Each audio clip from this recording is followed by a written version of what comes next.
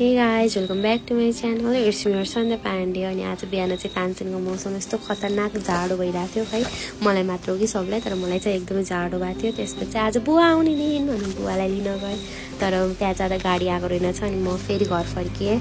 अनि घर फर्किँदा त छिमेकी अङ्कलले चाहिँ आफ्नो ग्यालेरीमा फोटो रहेछ मेरो, त्यही देखाउनु भयो।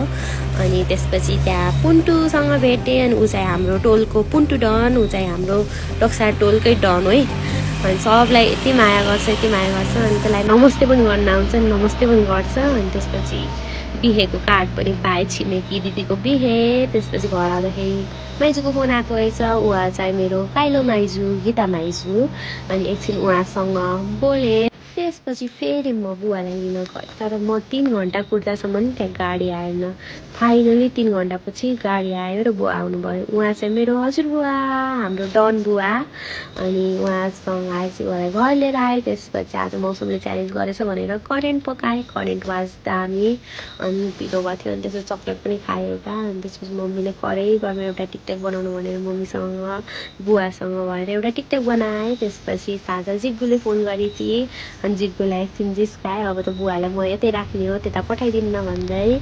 अनि त्यो हाँसिरहेको थिएँ, मायालु, मेरो मायालु हो जिग्गु। अनि मेरो आजको दिन यत्तिकै सक्यो। Thank you for watching, keep loving, keep supporting.